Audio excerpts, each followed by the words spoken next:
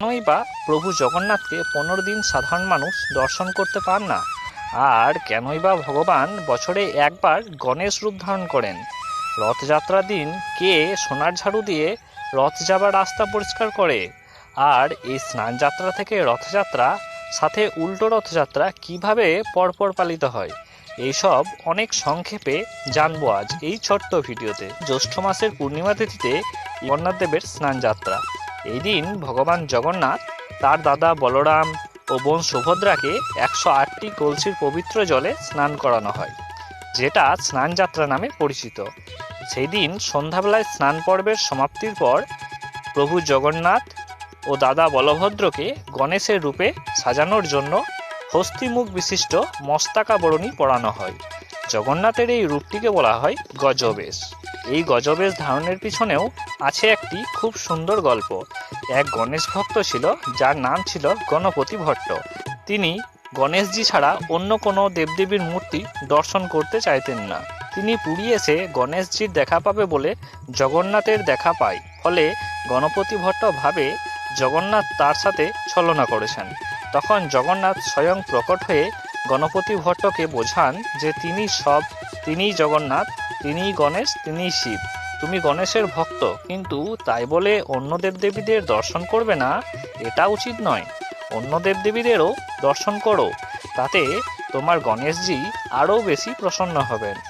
এই গণেশ ভক্ত গণপতি ভট্টের জগন্নাথ দর্শনের পর তার ভক্তি দেখে ভগবান জগন্নাথ প্রতি বছর এই স্নানযাত্রার দিন গজবেশ ধারণ করেন।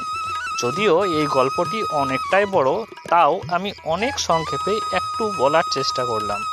এবার মূল কথায় ফিরে আসা যাক, প্রভু জগন্নাথের স্নানযাত্রায়। তো আগেই বলেছি, স্নানযাত্রার দিন ভগবানকে 108টি কলসির জলে স্নান করানো হয়। এত বেশি জলে স্নান করার জন্য প্রভু জগন্নাথ, বলরাম ও বোন সুভদ্রা অনেক অসুস্থ হয়ে পড়েন। তাদের জ্বর এসে যায়।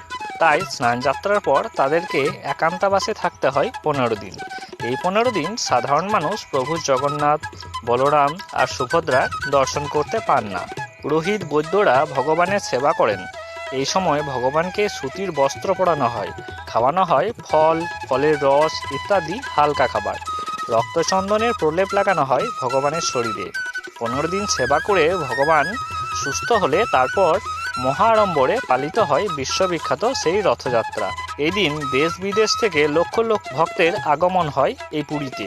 ভগবানের রথযাত্রার জন্য পথ পরিষ্কার করেন রাজা নিজেই, তাও আবার সোনার ঝাড়ু দিয়ে। জাতি, ধর্ম, বর্ণ নির্বিশেষে এই দিন ভগবান তার সকল ভক্তদের দর্শন দেন আর তার কৃপা বর্ষণ করেন। হিন্দু সনাতন ধর্ম ছাড়া অন্যান্য কোনো ধর্মের মানুষ জগন্নাথ মন্দিরের ভেতরে প্রবেশ করতে পারেন না। তাই যারা প্রবেশ করতে পারে না তাদের জন্য এই রথযাত্রার দিনটি অনেক বেশি গুরুত্বপূর্ণ। এই দিন প্রভু জগন্নাথ তার দাদা বলরাম ও বোন সুভদ্রার সাথে মাসি গুন্ডিচার বাড়ি যান। মূল জগন্নাথ মন্দির থেকে গুন্ডিচা মন্দির মানে জগন্নাথের মাসির বাড়ির দূরত্ব প্রায় 2.5 কিলোমিটার। এবার তিনজনে মাসির বাড়িতে 7 দিন কাটিয়ে আবার ফিরে আসেন নিজের মন্দিরে। 7 দিন পর মাসির বাড়ি গুন্ডিচা মন্দির থেকে মূল জগন্নাথ মন্দিরে ফিরে আসার যে উৎসব, তা উল্টো রথযাত্রা উৎসব নামে পরিচিত। তাহলে বুঝতে পারলেন তো স্নানযাত্রা থেকে কিভাবে রথযাত্রা ও উল্টো রথযাত্রা মহোৎসব পালিত হয়।